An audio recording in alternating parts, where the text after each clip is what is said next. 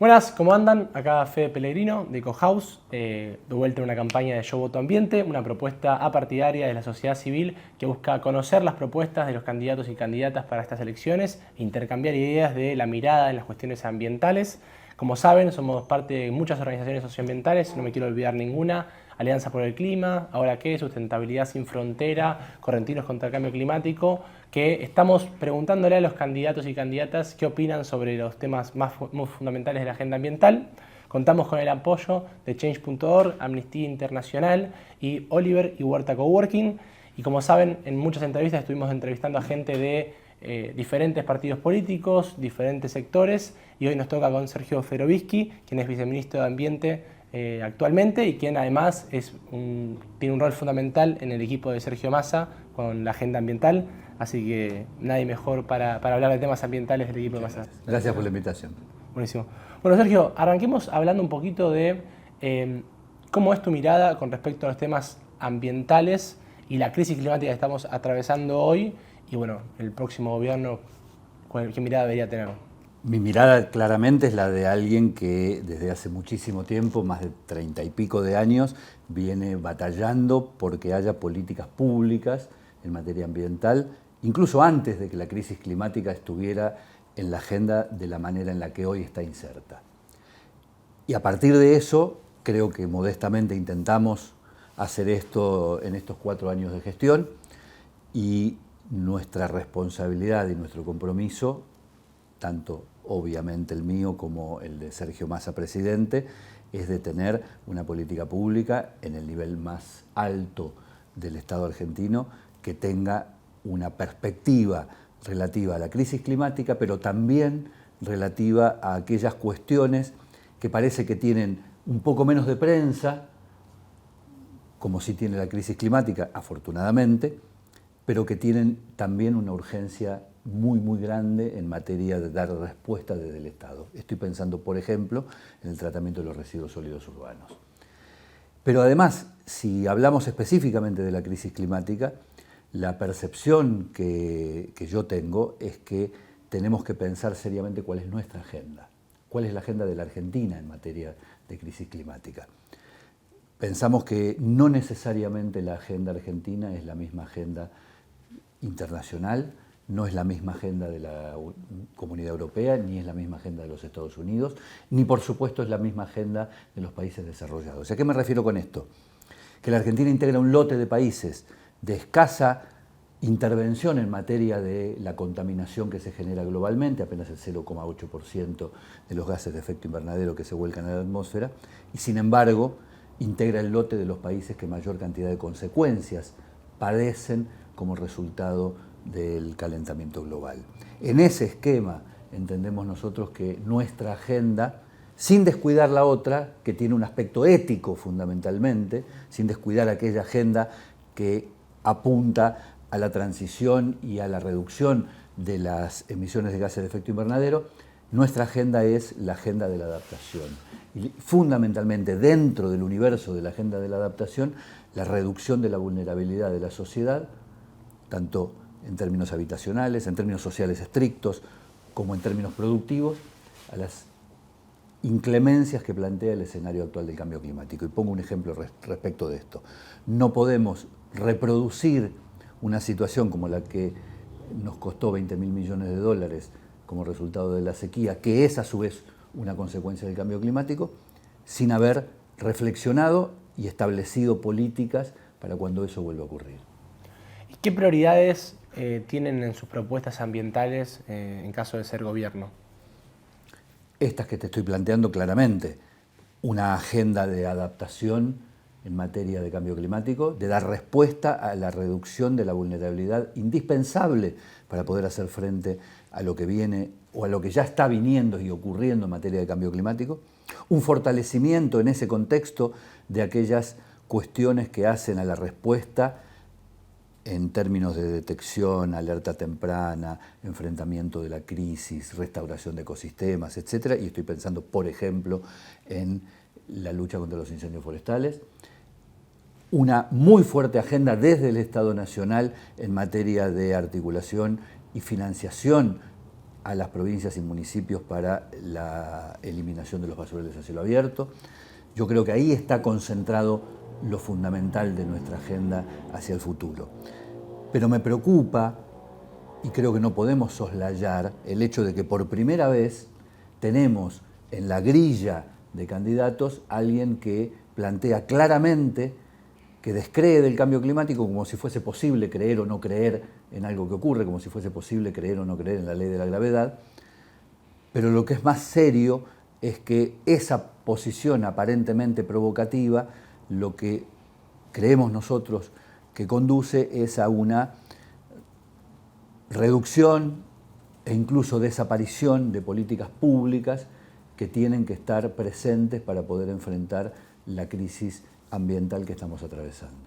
¿Y crees que todas estas propuestas se puede hacer con el presupuesto actual del Ministerio de Ambiente o tiene que verse incrementado el presupuesto que tiene el Ministerio?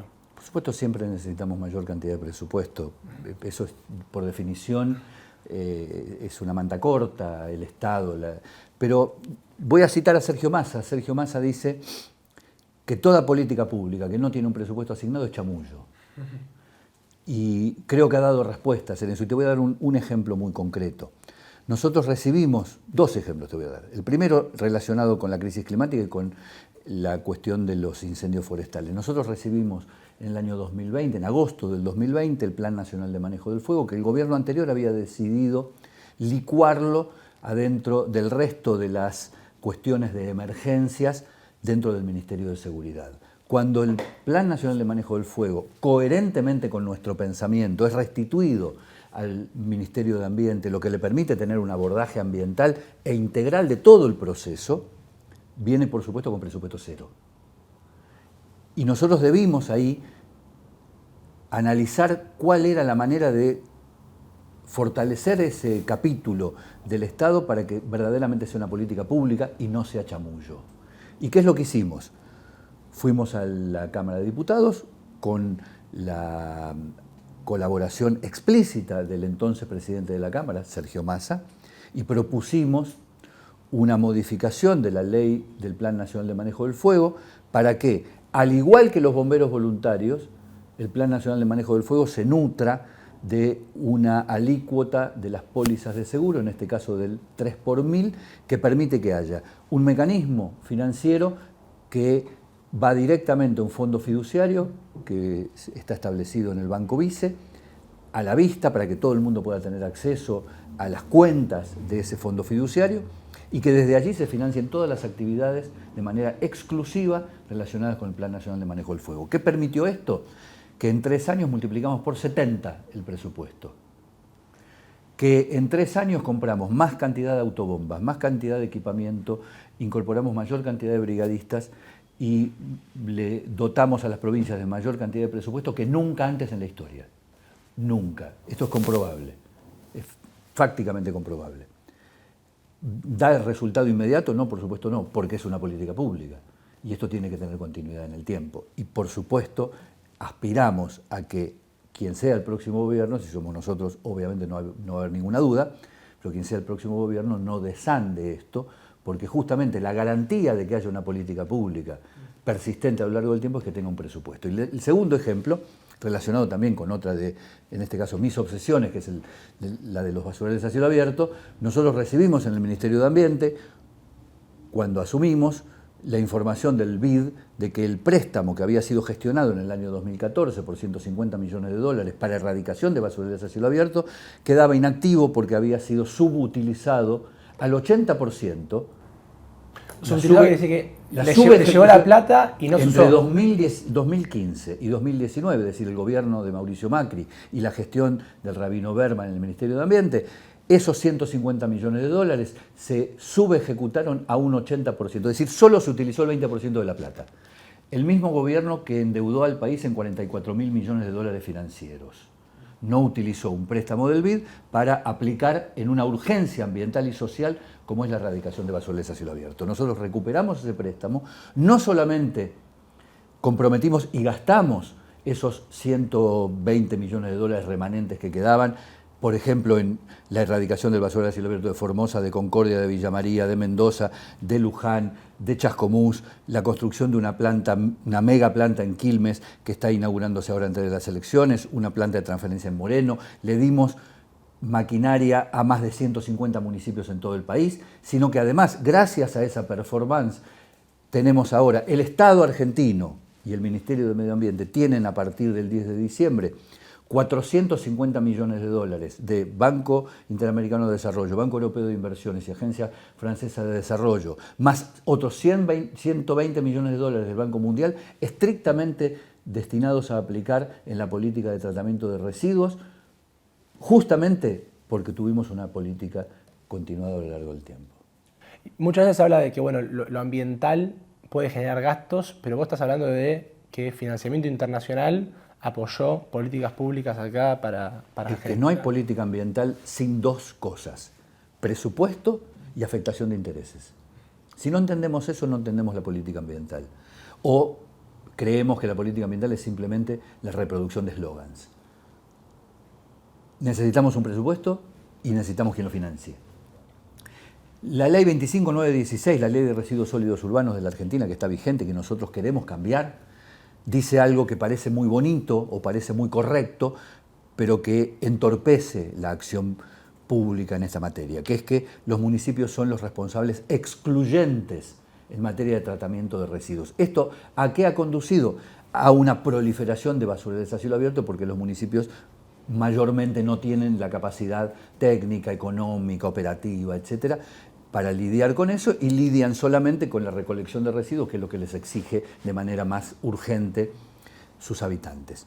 Por lo tanto, si no hay un financiamiento y una coordinación y una intervención desde el Estado federal hacia los 2.400 y pico de municipios que tiene la Argentina, mediante una política coordinada con las inversiones correspondientes, no hay manera de erradicar los basureros a cielo abierto. Y del mismo modo, como decíamos recién, tiene que haber una política de inversión, pero también tiene que entenderse que esto implica afectar intereses. Cuando uno va a erradicar los basureros a cielo abierto, encuentra que hay mucha gente que se benefició durante mucho tiempo y se sigue beneficiando de la existencia de esta modalidad de tratamiento de residuos. Hay que mojarse, como dicen muchas veces los españoles, cuando uno decide hacer política ambiental en serio. Hablamos de residuos, hablamos de adaptación. En caso de que gane Sergio Massa, va a estar terminando su mandato casi a las puertas de 2028, a 2 años de 2030, donde tenemos compromisos asumidos por las metas y sabemos que la energía es uno de los grandes responsables de nuestro gases de efecto invernadero. ¿Qué matriz energética te imaginás dejar en caso de gestionar en el próximo gobierno? O por lo menos, ¿qué te gustaría dejar en la matriz energética? Primero me gustaría señalar que la Argentina es parte de un mundo y que estaría bueno que del mismo modo que nos autoexigimos respecto de los compromisos que la Argentina debe asumir como tal, entendamos que está inserta en un mundo que ha decidido no cumplir sus compromisos.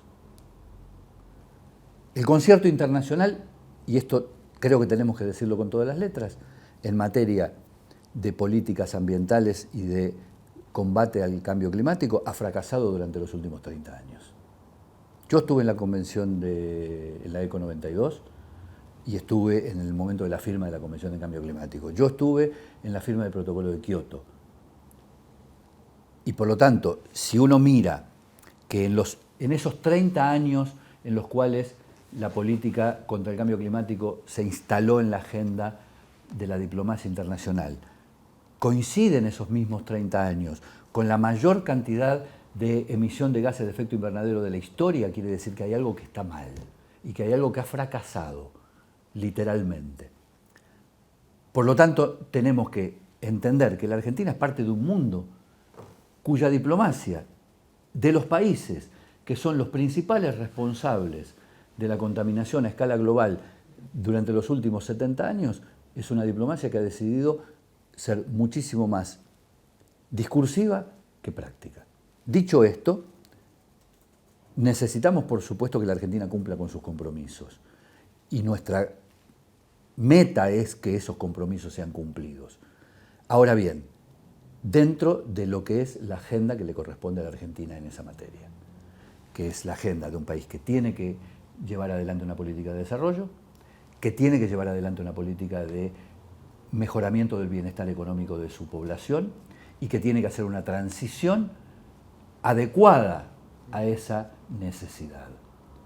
No es lo mismo la exigencia de cumplimiento en países como Estados Unidos o países como la Unión Europea, que han decidido derrochar energía a lo largo de los últimos 30 años sin miramientos y que además tienen bastante resuelto, por lo menos mucho más resuelto que la Argentina, sus demandas sociales, que hacerlo en un país como la Argentina. Y por supuesto, yo voy a batallar para que cuando Sergio Massa, que va a ser el próximo presidente de la Argentina, deje el gobierno a fines del 2027 y probablemente intente ser reelecto con todo derecho, esté a las puertas de un país que haya cumplido con sus compromisos en materia de neutralidad de carbono, en materia de transición energética, etcétera, pero con la mirada puesta en el mejoramiento de la situación social del país.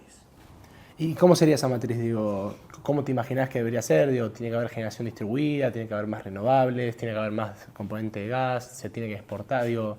Tiene que haber todo eso, pero lo voy a poner en un orden, si querés, de prelación.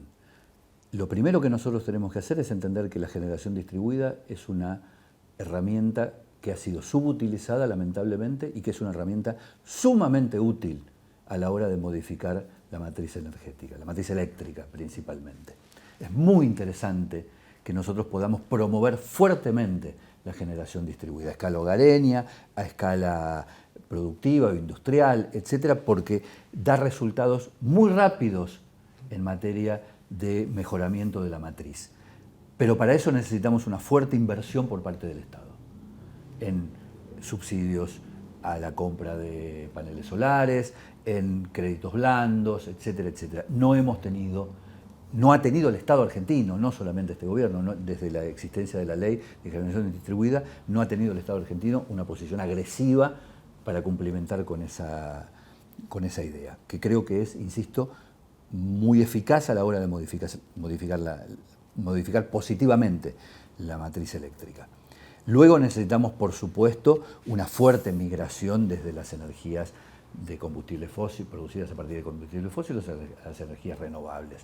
Pero pensando que tenemos que utilizar el gas como combustible de transición, no podemos desdeñar el gas como combustible de transición, pero sí tener metas fijadas de manera constante respecto del incremento de la incorporación de las energías renovables dentro de la matriz.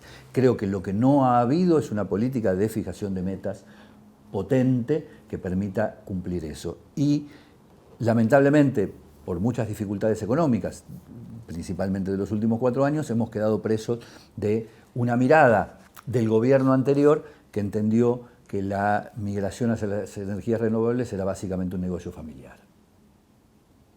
Y nosotros no tenemos que entenderlo como un negocio, sino que tenemos que entenderlo como un compromiso del Estado. Interesante.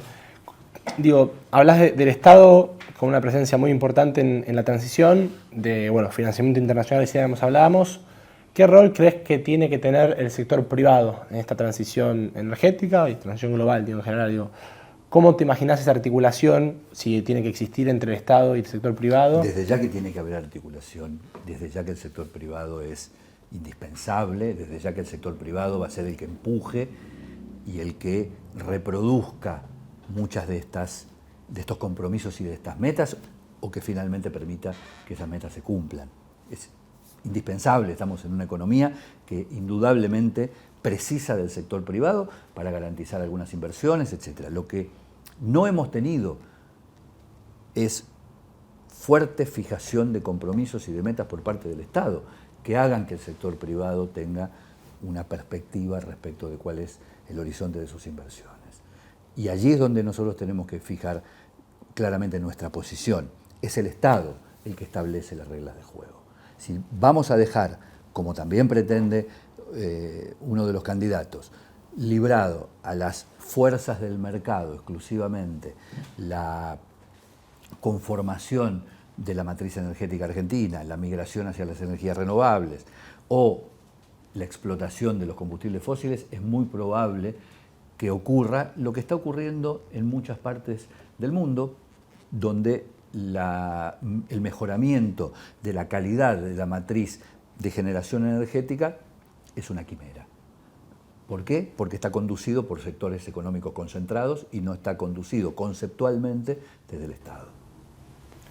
En la transición energética, hay un tema fundamental y es incluso hasta el más marketinero, que es el tema del litio. ¿Qué te imaginás que tiene que hacer el Estado argentino con el litio? ¿Tiene que fomentarse la extracción? ¿Tiene que haber extracción y tiene que haber un agregado de valor? Si es así, ¿cómo debería ser? Nosotros no podemos plantear esto en términos maniqueos. Del mismo modo que yo, a pesar de que tengo una posición muy fuerte en materia ambiental, yo siempre me he manifestado en contra de cualquier prohibición. Yo no estoy a favor de que un país prohíba la minería o prohíba una actividad determinada. Sí creo fuertemente en la idea de que el Estado tiene que orientar. Y orientar significa, en algunas condiciones, conducir procesos.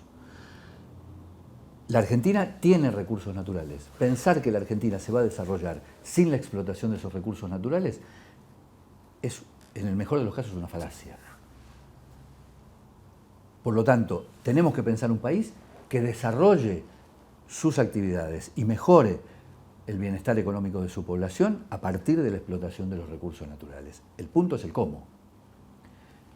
No hay una sola manera de explotar los recursos naturales. Y de hecho, tenemos que admitir que hemos sido partícipes o hemos sido escenario, en algunos de los casos, de una de las formas menos edificantes, por decirlo elegantemente, del modo de explotación de los recursos naturales. Cuando los recursos naturales se explotan sin conducción por parte del Estado, sin control social, sin control ambiental potente, sin visualización de cuál es el porcentaje que deben dejar dentro del país, sin participación de empresas locales, sin cadenas de valor locales, sin cadenas de valor agregado, etcétera, etcétera, eso no es explotación de los recursos naturales, eso es saqueo.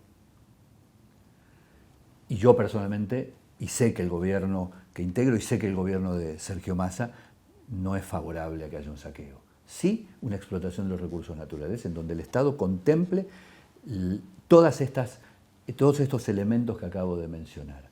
Si la conducción de ese proceso está en las multinacionales exclusivamente y lo único que tenemos es extracción de minerales para que se lleven la parte del león, insisto, eso no es política de recursos naturales, eso es saqueo. ¿Y qué dificultades encontrás en esta conducción del Estado, entiendo de Estado Nacional, planteándose una estrategia nacional de cara a la transición energética, pero que los recursos, por un lado, son de las provincias y que además, incluso dentro de las provincias, hay comunidades que están en contra de cosas? Corrección. Los recursos naturales no son de las provincias. La Constitución lo que dice claramente es que los recursos naturales son de dominio de las provincias, que no es lo mismo. No hay una posesión, no hay un adueñamiento. Hay, lógicamente, y lo dice la Constitución, y por supuesto es sumamente respetable y hay que respetarlo, un dominio por parte de las provincias que implica dos cosas. Implica potestad para legislar respecto de las modalidades de explotación que deben ser articuladas con el Estado federal. Y lo segundo, obligación en la protección de esos recursos y en la remediación en cuanto al pasivo que pueda producir la explotación de esos recursos. Si no entendemos que el ejercicio de las provincias, del dominio de los recursos naturales, contempla ambas cuestiones, vamos a ser proclives a favorecer una política de saqueo. Pero vos te juntás con un gobernador y sí creen que son los dueños del recurso, digo, o por lo menos después... Verdaderamente no me parece que si uno se junta con un gobernador y lleva adelante una estrategia que supone cadena de valor, incremento de regalías, aumento del valor agregado a nivel local, desarrollo de empresas locales, etcétera, etcétera, ese gobernador vaya a optar porque venga una multinacional se lleve todo y no deje nada en la provincia. Me cuesta entender que esa lectura sea la del ejercicio del dominio de los recursos naturales por parte de las provincias. Yo creo que hay una cuestión, y perdón por la palabra que voy a decir, ideológica respecto de esto. Y me parece que tenemos gobernadores, o creo yo que la inmensa mayoría, si no todos los gobernadores, tienen una ideología a favor del desarrollo nacional. Y no veo por qué debiera implementarse de otro modo. Por lo menos en un gobierno que conduzca a Sergio Massa y que interactúe con los gobernadores con esa filosofía. Ahora, si tenemos un gobierno que, como plantea el señor Milei, es un gobierno que deja actuar al mercado con libre y absoluto albedrío, sin ningún tipo de regulación, etcétera, bueno, lo más probable que tengamos es la reproducción de lo que ocurrió en gran medida con el modelo de explotación minero de la década del 90. A mí también me cuesta pensar que los gobernadores estén en contra de una estrategia nacional, pero ¿por qué hoy están conformes con una regalía del 3% y por qué no hubo una intención de Porque no hay una estrategia nacional respecto de otra cosa. Porque la estrategia nacional que prevaleció durante la década del 90 y lamentablemente se extendió, con excepciones y con mejoramientos, hay que aclararlo, a lo largo de los últimos años y también con declives durante los 4 años del gobierno de Macri, es una estrategia más asociada al libre albedrío del mercado, que fue la instauración de la política minera del gobierno de Carlos Menem. Lo que nosotros tenemos que hacer es cambiar esa matriz desde la lógica de un modelo productivo con desarrollo local. Y me parece, creo yo, honestamente, que nadie va a poder formularse en contra de algo que le va a dejar muchísimas respuestas positivas para su sociedad. Hablar de ambiente, como bien decís, es hablar... Habría que, en ese caso, ver la evolución positiva que ha tenido, por ejemplo, la minería en San Juan. Más allá de las discusiones sobre Barrick, etcétera, que son discusiones muy válidas, pero no es lo mismo la minería en San Juan y el rédito que le ha dejado esa minería en la década del 90 o fines de la década del 90 y lo que ha ocurrido en San Juan en los últimos 4 o 5 años. Ha habido una evolución positiva, por lo menos a mi juicio, en ese aspecto que estamos hablando. Y después hay un tema que las comunidades locales, por ahí no están, no es el gobierno provincial, sino comunidades locales en territorio que tienen miradas resistentes al tema de la explotación del litio, o por lo menos en la explotación del litio actual, de cómo se está dando. ¿Cómo crees que eso se podría llegar a articular? Yo creo fervientemente en la idea de la licencia social. Y creo fervientemente que si una comunidad es capaz de demostrar que decide otro modelo de desarrollo para su localidad, eso hay que respetarlo a rajatabla. Creo que tenemos en la Argentina un excelente antecedente respecto de eso, que fue en su momento lo que ocurrió en Esquel en el año 2003 con el plebiscito famoso que impidió un modelo de explotación minera determinado. Si una localidad, una sociedad local se manifiesta de ese modo, creo que es respetable. Y a eso denomino yo licencia social. Licencia social, por supuesto, nadie tiene el licenciómetro para poder medir y no hay formas químicamente puras para poder establecer cómo se hace eso, pero sí hay formatos. Se puede convocar un plebiscito, se puede convocar una votación, se pueden convocar asambleas, etcétera, etcétera. Y si mayoritariamente, una sociedad se manifiesta en contra de un modelo de desarrollo X y se puede plantear un modelo de desarrollo alternativo, creo que hay que escucharlo y hay que respetarlo, indudablemente. Hablamos de economía, muy relacionado al tema ambiental. ¿Qué modelo de desarrollo te imaginás en un gobierno de Massa? Sobre todo, ¿qué políticas productivas crees que deberían fomentar? Me refiero a qué sectores beneficiar, qué canasta exportadora sería una favorable que vos se te venga a la cabeza rápidamente. Lógicamente nadie puede imaginar que la Argentina va a dejar de ser un país agroexportador, eso sería ciertamente una fantasía. El asunto, y creo yo que en esto Sergio Massa y su equipo económico tienen una claridad y una diferencia positiva muy rotunda respecto del resto de los candidatos, es qué tipo de modelo agroexportador es el que estamos pensando. ¿Estamos pensando en un modelo agroexportador exclusivamente de materia prima? No, rotundamente no. Estamos pensando, el gobierno de Sergio Massa va a ser un gobierno que fomente un modelo agroexportador con alto valor agregado local, con alto desarrollo de cadenas productivas locales, con alto nivel de industrialización local.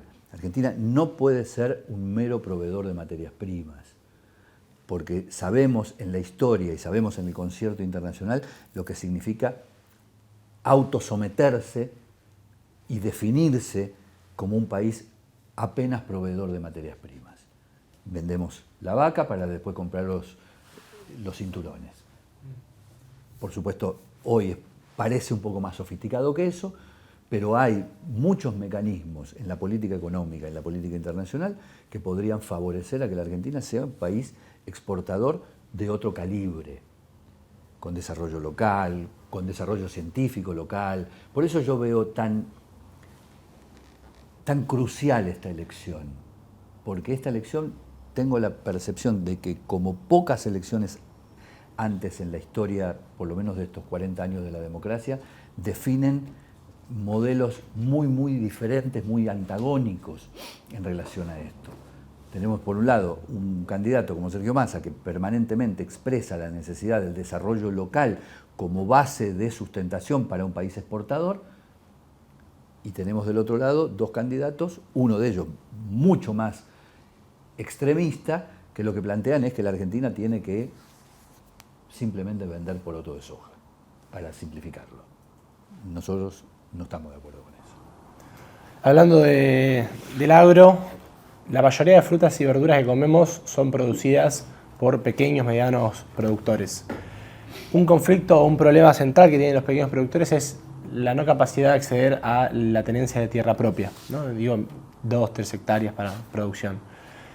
¿Qué crees que políticas deberían incentivarse desde, no solamente el Ministerio de Ambiente, ¿no? Porque sabemos que va por otros lados también, pero para ir con ese problema del acceso a la tierra de pequeños productores? La Argentina tiene que empezar a pensar fuertemente que hay dos andariveles en su política agropecuaria. Un andarivel es el que estábamos hablando recién, que es el que hace a la Argentina un país agroexportador, que es la producción masiva de granos principalmente, o de carne también, y eso tiene ese andarivel del que estábamos hablando recién, con la necesidad de fomentar un fuerte desarrollo local y un fuerte nivel de valor agregado. Y luego tenemos todo el andarivel de la producción agropecuaria destinada al consumo local, principalmente frutas y verduras. Y allí hay que pensar algunas cosas, en donde la incidencia de lo ambiental es muchísimo más presente y podría dar resultados positivos muy rápidamente. Nosotros pensamos, yo pienso particularmente, que la Argentina tiene que volver a reproducir con la tecnología de la época y las capacidades de la época mecanismos de constitución de cinturones verdes en ciudades de más de 50 u 80.000 habitantes que permitan favorecimiento del empleo local, obviamente, mejoramiento de la oferta de frutas y verduras por estacionalidad y por cercanía. Hoy una planta de lechuga en la Argentina para llegar a una góndola del supermercado viaja 1000 kilómetros. Es un disparate. Es un disparate en huella de carbono, es un disparate en un montón de aspectos. Si podemos lograr que buena parte de las ciudades argentinas tengan cinturones frutihortícolas cuya principal motivación sea el abastecimiento local y luego los excedentes puedan ser derivados al resto del país, vamos a empezar a resolver fuertemente el tema del asentamiento de estos productores, pequeños productores en chacras, pequeñas colectividades, etcétera, etcétera, porque para poder tener esos cinturones frutihortícolas locales tenemos que hacer que el Estado intervenga cediendo tierras, fuertemente, con ese compromiso. Cuando digo cediendo tierras, no quiero que nadie después interprete la gratuidad, etcétera. Hay un montón de mecanismos, venta, usufructo, etcétera, etcétera. Pero es el Estado el que tiene que intervenir y el Estado decidir, aquí va un cinturón frutícola. ¿Quiénes son los interesados en trabajar en el desarrollo de ese cinturón frutícola? Se les otorgará por diversos mecanismos la posibilidad de explotar esa tierra con esa finalidad. Y eso tiene, insisto, una fuerte mejora inmediata en la obtención de empleo, una fuerte mejora inmediata en calidad ambiental por cercanía, por estacionalidad, etcétera, y por reducción del uso de agroquímicos.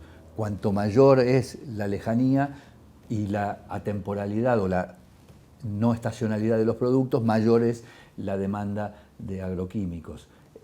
Esto es mucho más eficaz como política que la prohibición del uso de agroquímicos, que indudablemente hay que hacerla también. Pero si no damos una alternativa para que sea más rentable la producción sin agroquímicos, para que se avance en estos cinturones frutícolas hacia una agricultura más sostenible, no va a haber manera de reproducirlo. Bueno, el problema de los desmontes ya lo conocés largo y tendido, antes de tu gestión, en tu periodo también de comunicador y toda tu expertise en lo ambiental. ¿Cuál es tu opinión con respecto a la ley de bosques, su desfinanciamiento y qué debería hacer un gobierno para poder reducir drásticamente los desmontes, los ilegales, que son la mitad, y bueno?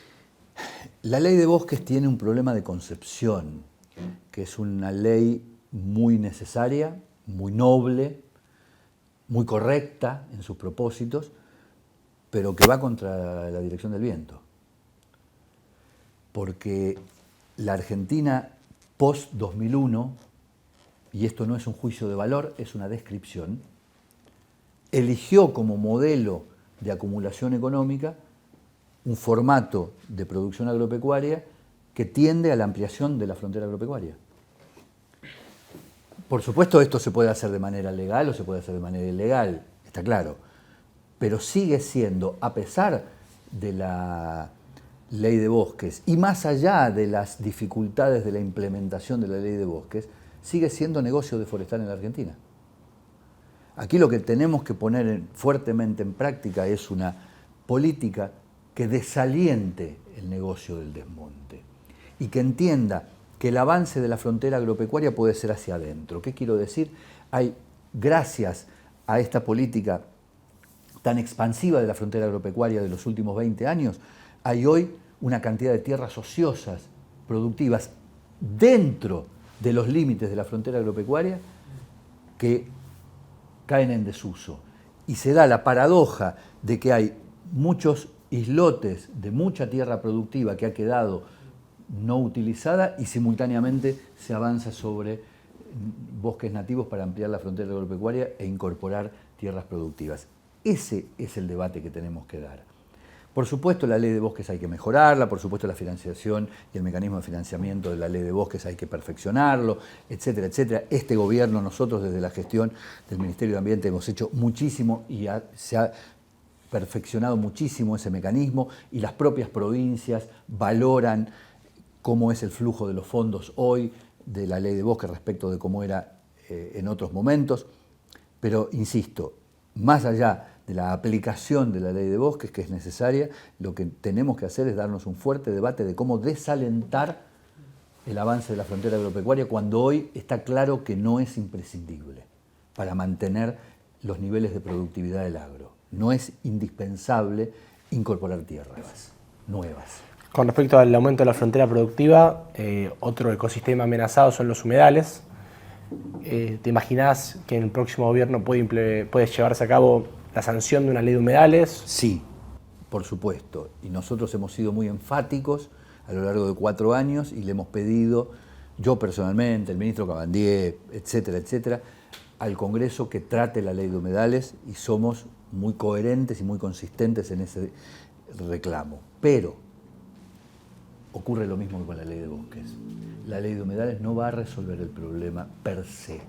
La ley de humedales, como la ley de bosques, tienen que ser dispositivos integrantes de una política pública que se conforme con otros instrumentos y otras herramientas, además de la legislativa. La sola sanción de la ley de humedales no va a hacer que sea menos rentable ir y utilizar el fuego como sucedáneo de una topadora para el avance de la frontera agropecuaria dentro del delta del río Paraná, que es lo que nosotros vimos con los incendios forestales de los últimos 3 años, de los incendios de vegetación, para decirlo más correctamente, en el delta del río Paraná.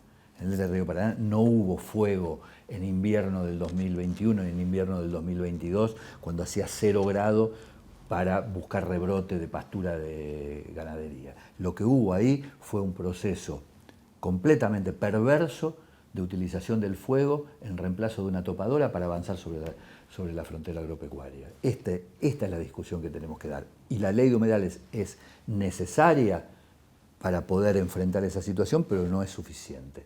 Lo suficiente es una política pública más armónica, más contundente y en donde las provincias estén fuertemente involucradas. ¿Y qué puntos centrales, para expresarnos tantos, debería tener esa ley de humedales? Porque hubo mucho debate en los últimos años si era la ley consensuada en la Comisión de Ambiente, presidida por Leonardo Grosso, si esa era la ley que se quería, que era mucho consenso de las organizaciones ambientales, o si eran otro tipo de proyectos. La verdad que no me corresponde a mí decir cuál es la ley más correcta, porque en definitiva tiene que ser un debate parlamentario. Yo personalmente creo que la ley tiene que ser fuerte y rigurosa en cuanto a cómo tienen que inventariarse los humedales sin que eso signifique que cualquier cosa es un humedal, porque también está esa tendencia que todo es un humedal. Necesitamos una ley que favorezca las actividades productivas en donde esas actividades productivas son factibles de ser llevadas a cabo y desaliente fuertemente e invalide, en los casos en que sea necesario, actividades productivas en donde no pueden realizarse. Lo que creo yo que tenemos que tener en cuenta filosóficamente, y vuelvo a lo que dije antes de que yo no soy partidario en términos generales de las prohibiciones, cómo tenemos una norma que favorezca la adaptación al humedal, la adaptación productiva, social, edilicia, etcétera, al humedal. No es verdad que no puede producirse en un humedal. No es cierto, por definición, que no puede producirse en un humedal. Sí puede producirse, puede vivirse en un humedal, etcétera, etcétera. El tema es cómo, con qué metodología, con qué tecnología, con qué parámetros, con qué controles, con qué exigencias, etcétera. Hay sociedades enteras que se han desarrollado arriba de un humedal sin destruirlo, necesariamente. Nosotros tenemos que pensar en eso. Por supuesto que si nuestra idea de intervenir sobre un humedal es rellenarlo, poner un terraplén alrededor y montar un country 2 metros arriba de lo que era el nivel básico del humedal, y no, claro, eso no responde a lo que yo estoy diciendo. Ahora, si uno pretende hacer viviendas palafíticas, garantizar la escorrentía del agua, ya tiene otro color. Bueno, creo que el debate tiene que ir por ese lado. Buenísimo. Ya última pregunta de la gran consultoría. Se calcula que hay más o menos 200.000 cartoneros y cartoneras alrededor del país. Vos, como decías, estás obsesionado con el tema de los residuos. ¿Qué políticas tienen pensadas para mejorarle la vida a este sector, que bueno, es los primeros ambientalistas en el día a día, pero que tienen las peores condiciones de vida de la sociedad? Tenemos varias. La primera y fundamental es avanzar en la erradicación de los basurales a cielo abierto, que significa simultáneamente construcción de centros ambientales con infraestructura, plantas de tratamiento, guarderías. Es lo que estamos haciendo, que dignifica automáticamente esa actividad. Y que además en todos los centros ambientales que nosotros estamos construyendo, la condición para que una cooperativa pueda hacerse cargo del funcionamiento de una planta de tratamiento y del reciclaje y de la obtención de los recursos correspondientes es que sus trabajadores estén en blanco, que trabajen dignamente, que tengan el equipamiento correspondiente, etcétera, etcétera. Por lo tanto, ahí hay un salto automático hacia la dignidad. Lo segundo es que alguna vez, por ejemplo, el Congreso se digne a tratar la ley de envases. Y no solo la ley de envases, sino que, como hicimos nosotros con la reglamentación de la 25916, la ley de residuos sólidos urbanos, se pueda legislar respecto de la responsabilidad extendida del productor en todas las corrientes de residuos, neumáticos, vidrio y papel, cartón, obviamente envases, etcétera, etcétera. Subrayando la responsabilidad extendida del productor en el sentido de que es aquel que coloca, en este caso un envase, pero también un neumático, un RAE, un residuo de aparato eléctrico y electrónico, lo que sea, que coloque en el mercado sabiendo que al final de su vida útil eso se va a convertir en residuo, se haga cargo económicamente del tratamiento de ese residuo. ¿Por qué esto es importante para la vida de los cartoneros y cartoneras? Porque hoy uno de los graves contrasentidos que tiene la Argentina es que tenemos multitud de basurales a cielo abierto, basura dando vueltas por todos lados, y la Argentina sigue importando ingentes cantidades de residuos, plástico, papel y cartón, chatarra, etcétera, para ser utilizados como insumos industriales. Importando de terceros países. Basura. Acabamos de aprobar, el presidente Alberto Fernández firmó hace aproximadamente 45 días el decreto que reemplaza al derogado 591 que había promulgado Mauricio Macri, que flexibilizaba las exigencias ambientales para la importación de residuos con fines de insumos industriales. Nosotros estamos restituyendo esas exigencias ambientales para que no haya posibilidades de que se cuelen cosas que no se tienen que colar dentro de esa importación de residuos. Pero nuestra meta, más que seguir perfeccionando los controles de esos residuos que ingresan, es que no haya necesidad de importación de residuos. Y para que eso ocurra tiene que haber oferta de esos residuos a nivel local. Y para que haya oferta de esos residuos a nivel local, lo que tiene que haber es plantas de tratamiento, plantas de separación, cartoneros trabajando dignamente, precio testigo de cada uno de los productos y responsabilidad extendida del productor legislada en el Congreso. Bueno, llegó la parte del bolillero, ahora sacamos un número que responde a, este es el 5, ahí va. 5 responde a Ministerio de Ciencia, Tecnología e Innovación. ¿Cómo crees que va a ser una relación? No, este emoji es para después. Para después. Va a ser buena la relación, veo por el emoji, pero... Tiene que ser indispensablemente buena. Y vuelvo a decir, estamos en una situación de clivaje porque tenemos un candidato que dice que va a cerrar el CONICET. Y si no entendemos que la política ambiental, la política de acción climática, es una política que tiene una base científica indisimulable, no podemos avanzar. La ciencia en la Argentina, la ciencia básica, con perdón de la palabra, porque muchos creen que eso es pérdida de tiempo y yo creo todo lo contrario, la ciencia básica y por supuesto la ciencia aplicada son indispensables. El trabajo entre el Ministerio de Ambiente y el Ministerio de Ciencia es un trabajo hoy y en los últimos 4 años sumamente virtuoso y tiene que seguir siéndolo. ¿Algún otro sector con el que quieras...? No, me parece que todos, la Secretaría de Energía, el Ministerio de Educación, obviamente el Ministerio de Economía, con todos los sectores dentro del gobierno hay que interpretar que cuando se dice que una política ambiental es transversal, la traducción de eso, de ese discurso, es que si no se actúa frente a todos los actores que intervienen de alguna manera modificando el ambiente, no hay manera de hacer transversal esa política. Nadie puede pensar en un mega ministerio de ambiente que se haga cargo de todo eso porque es falso, es falaz y además sería muy ineficaz. Por lo tanto, poder trabajar con el Ministerio de Desarrollo Productivo, etcétera, etcétera, con todos los sectores del Estado es condición absoluta. Y después, con los sectores particulares, la sociedad rural, la Federación Agraria, uno tendrá diferencias con algunos, tendrá diferencias con otros, pero nadie puede negar que son esos los sectores que llevan el día a día de esa actividad productiva y con ellos hay que estar trabajando cotidianamente. Perfecto.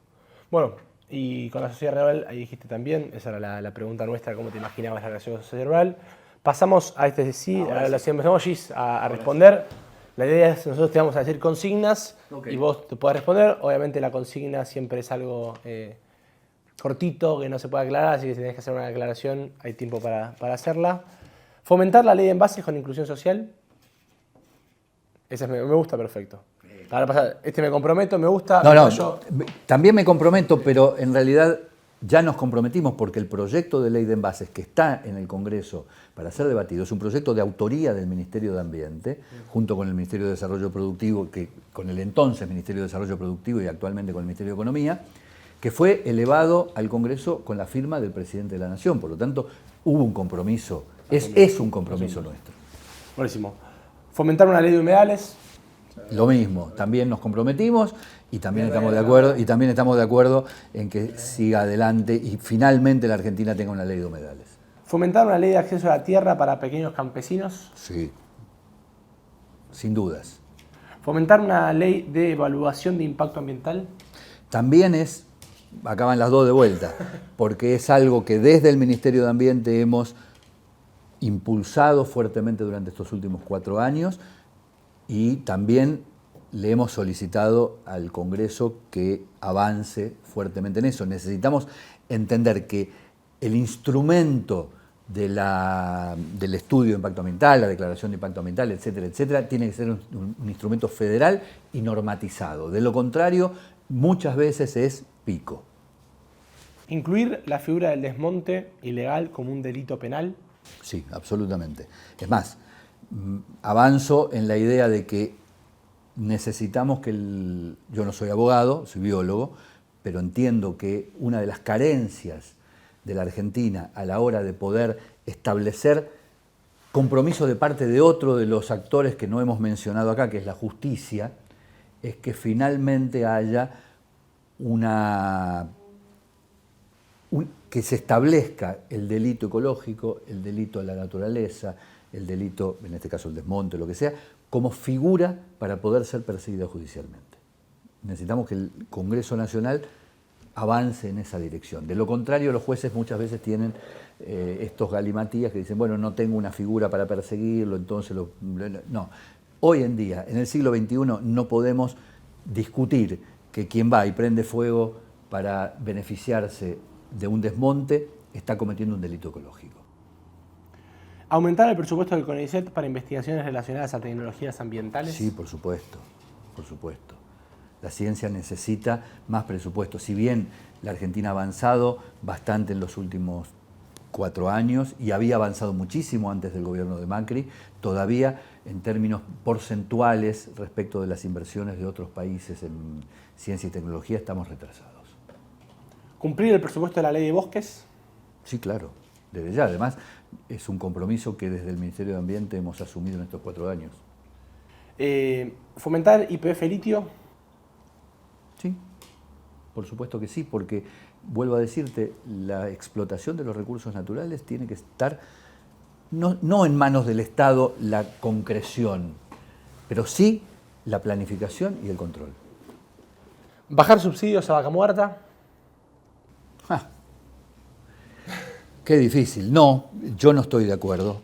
Yo personalmente, puede ser que incluso esto sea un debate al interior del gobierno. Yo creo que nosotros progresivamente, si nuestra decisión es la de cumplimentar con las exigencias de carbono neutral, etcétera, etcétera, tenemos que ir modificando los patrones de subsidio. Todavía, en el mundo y en la Argentina también, las energías procedentes de los combustibles fósiles tienen volúmenes de subsidio mucho más altos que las energías renovables y tenemos que dar vuelta esa matriz. ¿Estás a favor de bajar subsidios a Vaca Muerta o no? Sí, de bajar sí. Ah, eso. Perdón, me confundí. Ahí va. De bajar subsidios sí. Me sorprendió la primera respuesta. No. Era así. Lo entendí mal yo, perdón. ¿Declarar al litio como un recurso estratégico nacional? Sí, claro. ¿Fijar el precio del litio entre los países de la región para tener una estrategia de coordinación regional, una onda OPEP del litio? Yo no soy un experto en el tema, tiendo a pensar conceptualmente que estoy a favor de eso, pero reitero, no soy un experto en el tema, por lo tanto me someto al desconocimiento que tengo en materia de fijación de precios regionales. ¿Habilitar nuevos proyectos de exploración de petróleo offshore en el mar argentino? Bueno, ahí estamos en una discusión, yo diría que es para pensar, porque si bien uno tendería a pensar que la habilitación de nuevos proyectos offshore contradice la idea de la migración de los combustibles fósiles las energías renovables, también es cierto, y lo dije anteriormente, que la Argentina es un muy bajo contaminante, por lo tanto puede permitir algunos desarrollos sin que eso suponga un empeoramiento de su matriz. Por lo tanto, yo no sería maximalista en eso, no soy maximalista. O sea, no soy maximalista en el sentido de a partir de mañana no se hacen más, no coincido con esa postura. ¿Crear un fondo a partir de la renta de los hidrocarburos para financiar la transición energética? Sí, absolutamente, absolutamente. Además creo y conozco la idea de que hay muchas empresas que están a favor de esa postura. Por lo tanto, se puede trabajar con las empresas para que entiendan que esa migración es inevitable y que si se puede hacer en el marco de una colaboración entre el Estado y las propias empresas que luego van a ser beneficiadas por esa transición, indudablemente hay que avanzar en ese camino. Buscar cambio de deuda económica por acción climática. Y última, más inversión en I+D para generar valor agregado a los temas ambientales. Sí, por supuesto, desde ya, y me comprometo. Buenísimo, Sergio. Bueno, muchas gracias. Al contrario, gracias a ustedes. Buenísimo.